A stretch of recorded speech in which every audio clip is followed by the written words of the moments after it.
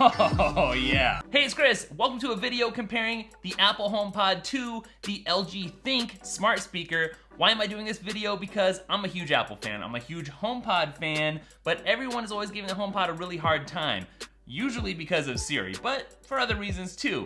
So this video is me as an Apple fan saying, should you stick with the HomePod? Should you get the HomePod if you're an Apple fan? Or should you consider something else like this LG ThingQ smart speaker, which has Google Assistant built right in? So we're gonna look at the sound quality, we're gonna talk about the design and the interface, and all kinds of different things in this video to help you make a good decision. Before I forget too, I'm always looking for great Apple accessories, and I found some really cool HomePod accessories. If you're curious what they are and how much they cost, they're pretty budget friendly. I'm gonna link those up down in the description. Today's video is sponsored by AudioMod. If you're an iPhone user and you miss your headphone jack, AudioMod can bring it back. The AudioMod case is slim, lightweight, and protective, and has a 4100 milliamp hour battery capacity, and yes, a built-in 3.5-inch headphone jack. If you're an iPhone user who wants more battery life and more headphone options, then this is a no-brainer. You can pick one up using the link down in the description. So let me get started by just talking about the HomePod a little bit.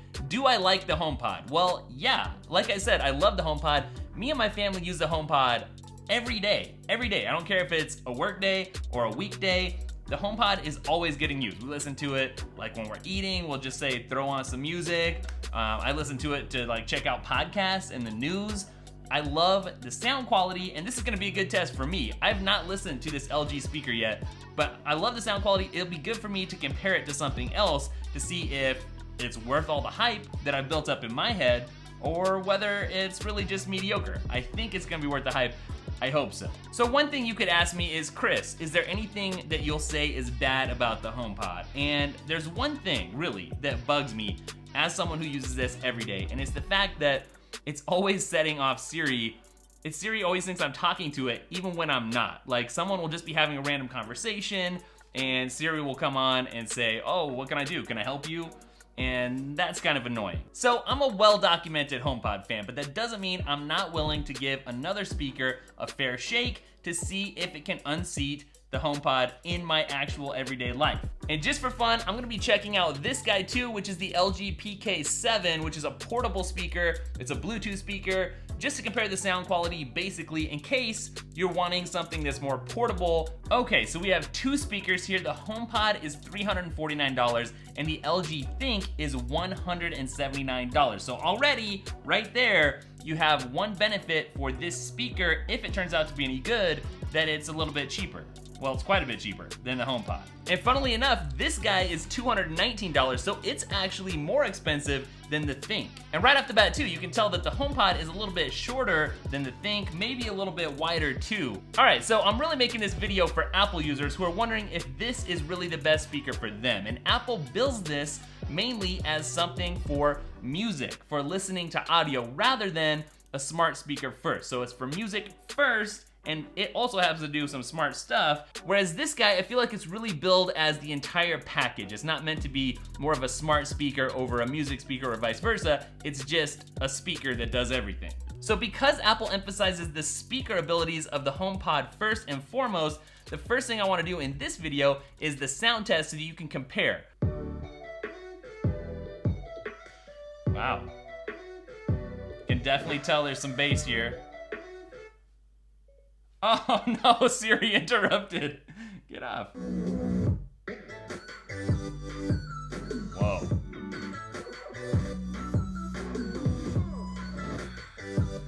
It's rich. It's nice. It doesn't sound bad, I'll say that. All right, here we go. Same song at 50%. Oh, yeah. It's richer. It is richer than the ThingQ. Oh, yeah. That's so good.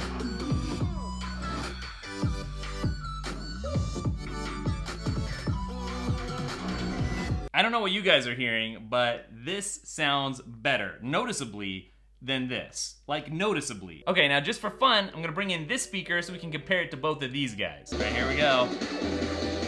This is the test.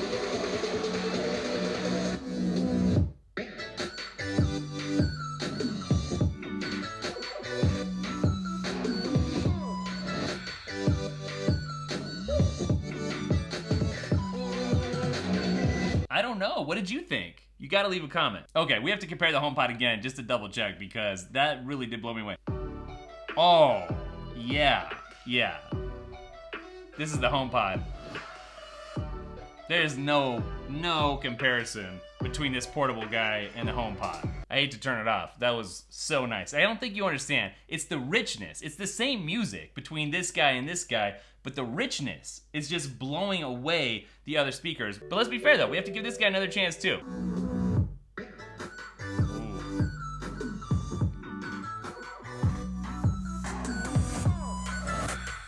Okay, here's the verdict from the person sitting right here. I have no idea how that came through this microphone right here, which actually was a little bit closer to the LG than the HomePod. But here's the thing. This just had more depth to it. Really, honestly, it was richer. There's no other word. I just keep saying richer because that's what it sounded like. There was more, like, to it. The thing about this one is that it sounds very nice. If you just put this on your shelf somewhere and listen to it, you would really like it. But the thing is, when you compare it to something else right at the same time, that's where you can hear the differences. And I think it probably might be a little bit subtle coming through this microphone, but here in real life, in person, this is like no contest. The winner, which is crazy, stop, because it's smaller. It's smaller, but it still has a richer sound. I know it's probably hard coming through the microphone, but I would really love your opinion if you like this one or this one better, or if you're in the camp of liking the portable one better too. I wanna know about that. Let me know, rank them please, 1, 2, 3. Now let's talk about the design next. I'm sitting here and I'm looking at the two speakers and I have a very clear favorite, and it's the HomePod. Like, there's just no question, it looks better. This is a pure cylinder. There's no tapered edges or curved edges. You know, it's just hard plastic versus whatever this soft material is. And then of course over here on the LG, you just kind of have this flat touch surface and there's not really a screen to speak of. Over here, you've got this capacitive screen that loves to play whenever you touch it. You've got volume up and down that light up. You've got the Siri that lights up and shows you what's going on. Whereas over here, I've always wanted to be cool. Whoa. Whereas over here, you've just got the lights when you say, okay, Google. And these lights light up. And by the way, the HomePod comes in 2 colors. So whether you like the black or the white, you can have whatever you want. Whereas over here, I believe it's just this one color. Now let's talk about some of the special features because each of these has its own unique set of features that may help you decide you want one over the other. On the HomePod side, it's spatially aware. Once you set it down, it automatically adjusts itself to the space that it's in. And honestly, while both speakers did sound nice, that feature that I just mentioned may have been what made this sound so much richer than the ThingQ. I don't know. But over here on this side of the equation, you have some EQ settings. Do you remember those from your old Walkman, if you're old enough? Where you could like change like bass boost or treble boost or classical music or jazz music, whatever it was. In a similar way, you can adjust things here too, thanks to the partnership with Meridian Audio. But still, if that's something you want to do, you want to change and adjust the sound, you have some options here, whereas the HomePod is just the way that it is. You either like it or you don't. Something else that's very unique about the HomePod is that it has an A8 chip inside, and so one of the things that lets you do is that it can understand when you say the code word, "Hey Siri," sorry if I activated all your junk, I activated all my junk. No need to apologize.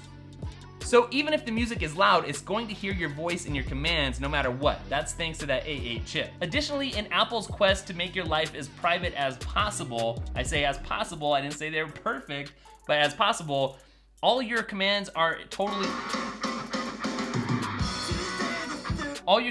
completely and totally encrypted. So after you say the code word, which I won't say again, I'll spare you from that, everything that gets sent back to Apple to get processed is encrypted. Privacy. You don't get it over here. One thing though that I really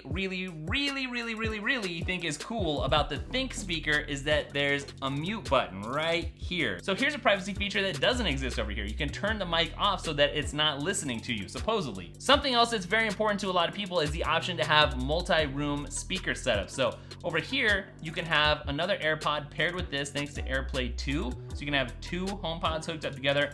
Over here, you could hook this into all your other LG speakers. If you've got an LG soundbar, for instance, or just some other speakers, then you can hook those up. Another thing too is that both of these guys can control your smart home. Okay, aside from the sound and a few differences here and there, the big thing that's gonna be on people's mind is Siri versus Google Assistant. Here's my hot take on this right now. Is Siri currently up to snuff with Google Assistant? The answer is no, not right now. But did Apple hire John G and Andrea from Google to work on their machine learning and make Siri better? Yes, they did. That matters if you want to be in the Apple ecosystem and see Siri improve. It's going to be improving, trust me. But let me make this very clear. As somebody who uses this speaker every single day, I don't go to it to use the assistant. I go to it to play music and podcasts on conveniently.